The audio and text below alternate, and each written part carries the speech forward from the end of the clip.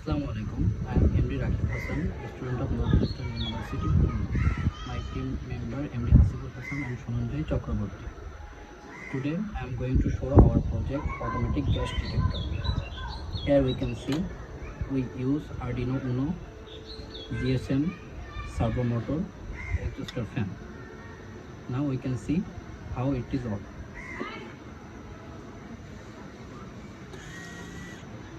Now we can see our regulator and light automatically turned off. When the fan removes the gas, the light and regulator automatically turn on and we will get a notification in our mobile phone. That's